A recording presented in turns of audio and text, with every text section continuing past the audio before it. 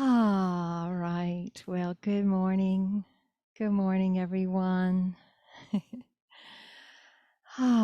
So good to be back with you all. I missed you all last week. I was at the coast with my family, enjoying time with the ocean. It was very, very powerful and renewing. So sweet to be with family. This morning, I want to explore what freedom is, and what true freedom is. There's a lot of talk these days about freedom. Um, and I want us to explore the freedom that is found when we identify as consciousness. You know, there are many ideas about freedom. There are relative freedoms, but there is true freedom. There is true freedom. And what I mean by true freedom is we have no fear, none whatsoever. We have no doubt. We have no anxiety. We have no attachment. We have no judgments. We have absolutely no blocks to experiencing infinite love. This is true freedom. This is complete freedom. And it is possible for us to experience. The the normal everyday mind cannot know this freedom of identifying as consciousness because it's a freedom that the ordinary mind is not capable of. To know it, the mind has to relax, like we just did in meditation. Because if the mind tries to think about this experience, it actually limits consciousness being felt. And that's why all the great masters, all the great spiritual masters of all time have always said that if we want to know God, if we want to know consciousness fully, we must rest the mind. The mind must rest into quietude. Be still and rest the mind. Be still and know the quietude. Be still and know the self as consciousness. Rumi said it beautifully. He said, silence is the language of God. All else is poor translation. Silence is the language of God. So there's a story of 4 monks who wanted to touch upon the silence. They wanted to experience this deeper silence. And so they went into retreat with the intention of not speaking for 2 weeks. And they were there in their retreat cabin in the woods, and they were all sitting in meditation. And by the time it was dark on the very first day, their candle, they had one candle, it started to flicker and it went out. And the first monk said, "Oh no, the candle's out." And the second monk said, "Aren't we not supposed to talk?" And the third monk said, "Why must you two break the silence?" And the fourth monk laughed and said, "I'm the only one who didn't speak." So they all found reasons to break the silence. And unfortunately, this is the nature of the untrained mind. You know, the untrained mind is so ready to break the silence because it wants to be active. It doesn't want to be quiet. It wants to be busy thinking about something, planning something, you know, watching some drama and having opinions about the news of the day. It wants to be active. It's the nature of the mind to think. But the good news is the mind can be trained to be quiet. It can be trained to first keep its attention on one thing, to concentrate, and then drop deeper into meditation. Living mindfully means living with a trained, focused mind. You know, there was a period in my life of spiritual practice where I would go to India every year, and I would go for a month at a time, and I would stay at an ashram in Kerala, which is in the south of India, where where Amma, the hugging saint, resides. And when you stay in that kind of monastic setting, you're expected to participate in a lot of hours every day of spiritual practice. There was getting up in the morning at 4:30, and at 4:40 there was chanting for an hour and a half. Um, and then there was yoga after that, and then another hour of meditation after that. And then in the afternoon, we did seva, selfless service. So my job at the time was chopping vegetables and rolling chapatis in the kitchen.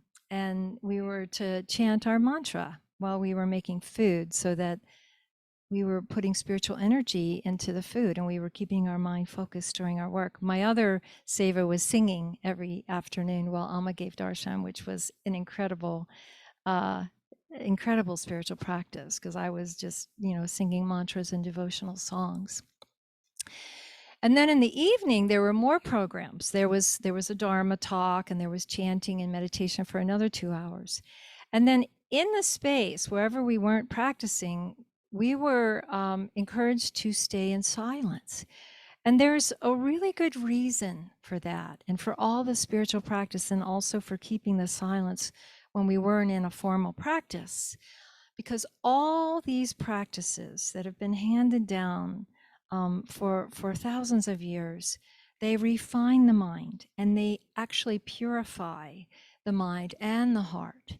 And that builds up spiritual energy.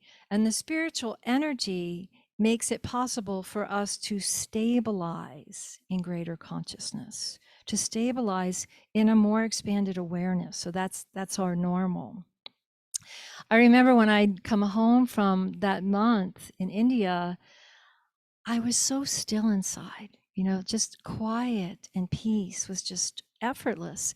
And I found that I wanted to be alone for a while after I got home, because being around somebody that was talking or somebody that was thinking a lot, even if they weren't speaking it, it was painful for me. My mind was like a still pond. And any talking or any thinking around me was like someone throwing stones in the pond.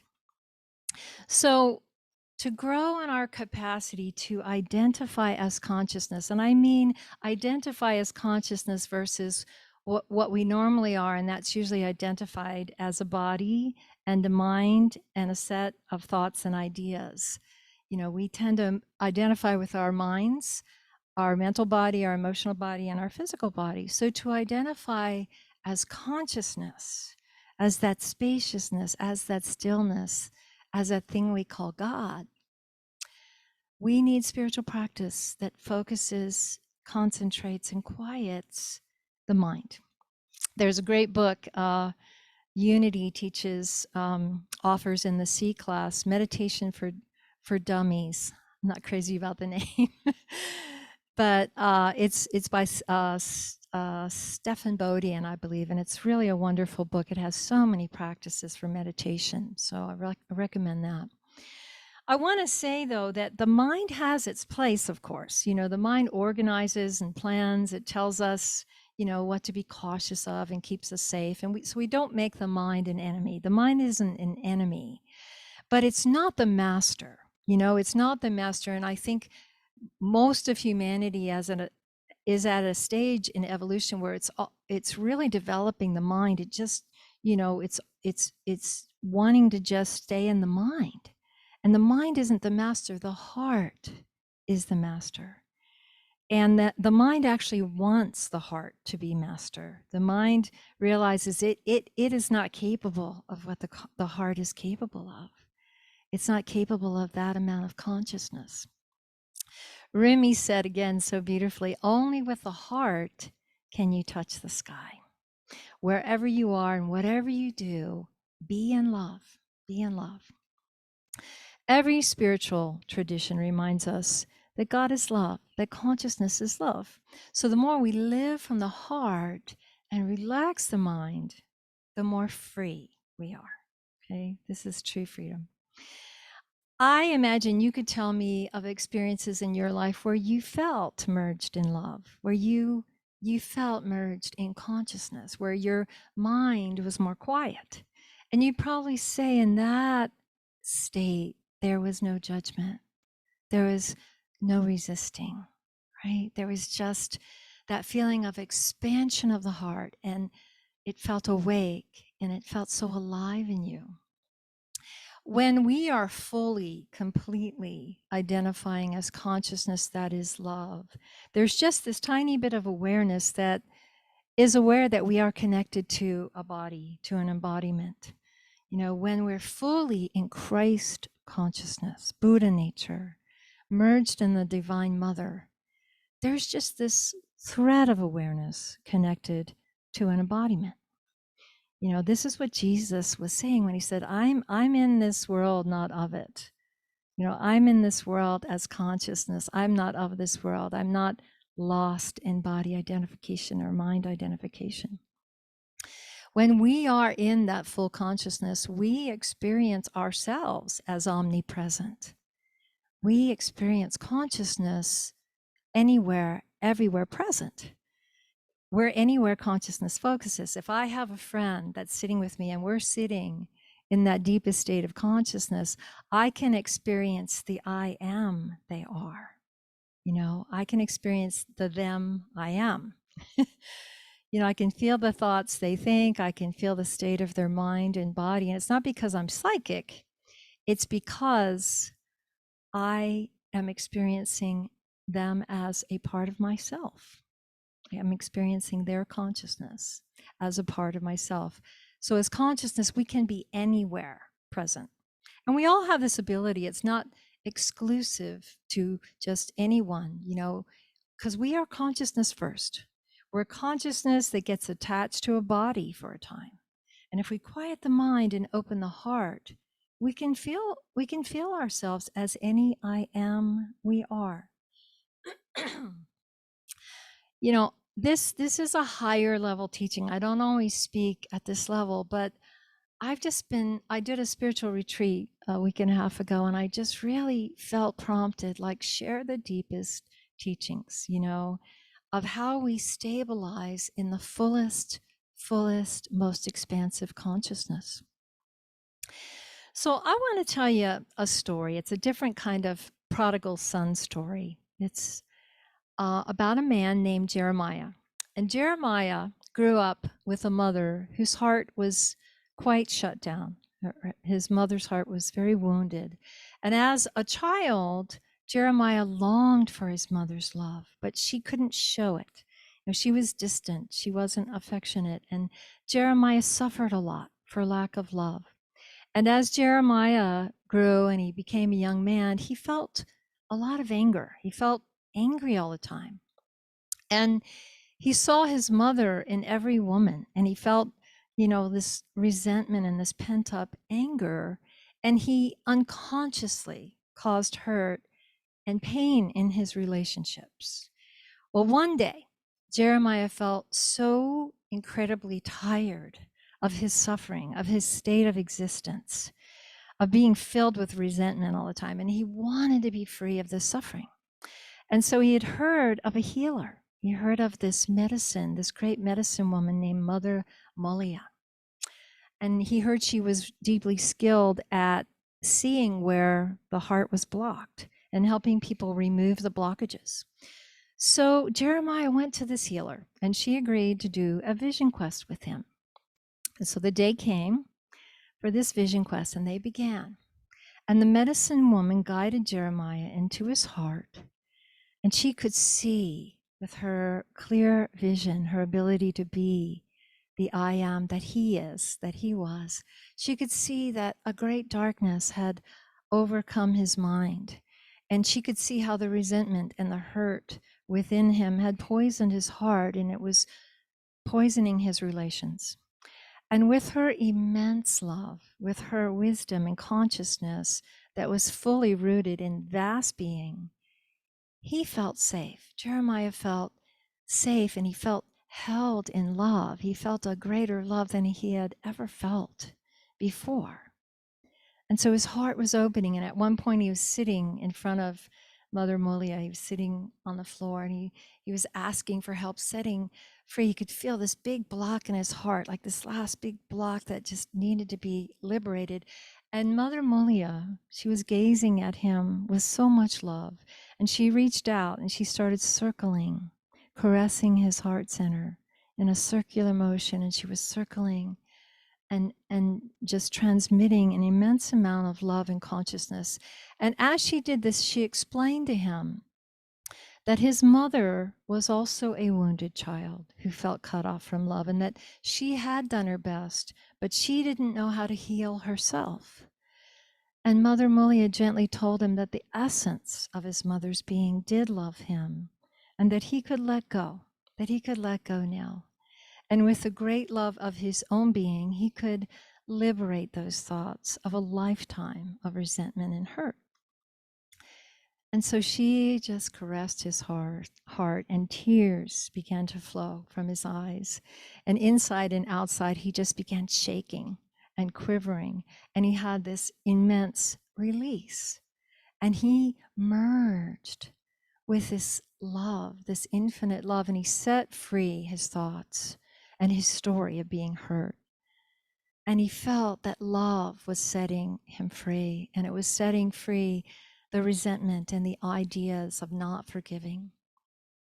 And so it was life-changing. And Mother Mulia told Jeremiah that there was a greater idea for his life. And that idea was for him to live as one who loves. And so Jeremiah took that in. He took that in. And he was so changed, and he went on in his life to purify, to continue to purify his mind and heart, and live as one who loves. And he chose to serve others and help them let go of their stories of being hurt, and helped others return to love. So I tell the story because Jeremiah was a kind of prodigal son who lost faith in love, and he went out into the world as an angry person, and he really lived in a desolation of lovelessness until he found his way home to love itself. In the profound teaching that Jesus gave of that parable of the prodigal son, we can imagine that the father in that story, who welcomes his long lost son home, is actually the vast consciousness of love. The Father is love itself, welcoming the Son home. And part of the adventure of being human for all of us really is an exploration of all the ways we can wander away from love, right? And experience getting separated from feeling love, whether it's through addiction or through, lust and craving and chasing after this and that, or becoming bitter because we didn't feel loved and closing our hearts. There's all these ways we explore to learn. It's just to learn. It's just to grow and understand love more greatly through that experience. And I think we can all probably relate. We've probably had times, moments in our life where we feel like the prodigal daughter or the prodigal son, feeling too far away from love. So our spiritual journey begins in earnest when we get tired of being separate from love, and we turn back towards the Father. We come home to the loving Father, to the loving Mother. We come home to the consciousness that is love. And of course, that energy is always welcoming us. It doesn't matter how long we've been away or what we've gone through, right? We are always welcomed by love. There's no judgment. There's no blame. There's no rejection. There's just compassion. There's just open arms. The love that consciousness is has no fear. It has no fear. So it is ready to embrace even those who return from the darkest of the dark places. That's how great love is. It's always ready to embrace us when we return from wherever we've gone. So I was thinking it would be good to look at how do we look at this experience that we've been going through, this worldwide pandemic of COVID, through the consciousness that is love. Because COVID and the experience we've had in this last almost 2 years, it is really giving us a huge opportunity to see where we are in consciousness, individually and collectively. Are we in love? Because in love, we don't feel separate from others. We want their well-being as much as we want our own. Are we in the most expansive consciousness that love is? Or are we in more limited consciousness? Are we in selfishness or judgment or anger or resentment? I'll give you a personal example. My mom, who I love so dearly, she is afraid of getting the vaccine. She's fragile and she's afraid of that technology. I personally would like her to get it. I just want her to be protected. And I, of course, am not going to force her. I just honor her choice, but I do feel concerned about her. Now, this example hasn't happened. I'm just giving you an example of what if. What if the woman who cleans my mom's house comes in without a mask on and happens to have COVID, doesn't know it, and gives it to my mom? Well, I would have a hard time not feeling really upset.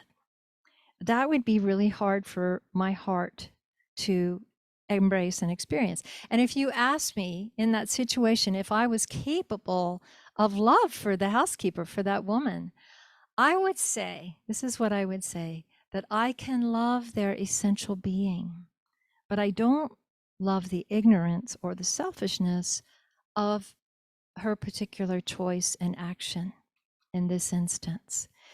So if someone asks, how can we love selfish people? You know, it's hard to love selfish people. Well, we can love the essence of them, the truth of them.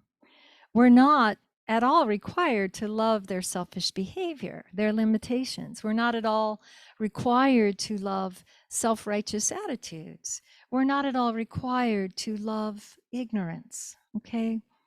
But when we're identified as love, we're able to see the unconsciousness, the limited thoughts and beliefs that block love. And we feel great compassion for those who are lost to love, who are feeling very separate from love. Selfishness is feeling very separate from love. Ignorance is feeling very separate from love. So this experience of COVID is giving us a mirror. It's giving us a mirror to look into.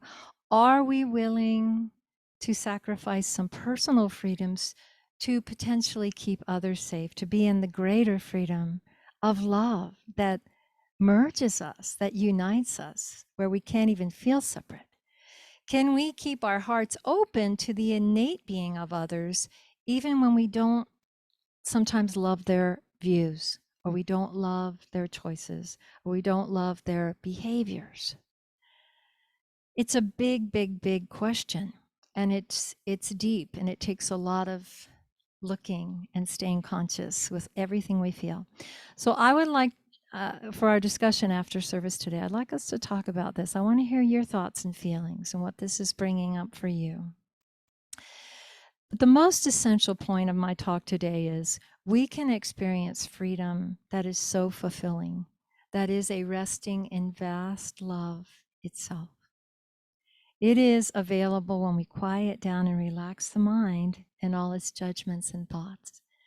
And the more moments of resting in the stillness of pure consciousness, the more peace we bring to ourselves, we bring to our relationships, to our spiritual community, and to our world. So before closing, I want to share a poem with you, and it's from the mystic poet Mira. She was a 16th century mystic and princess.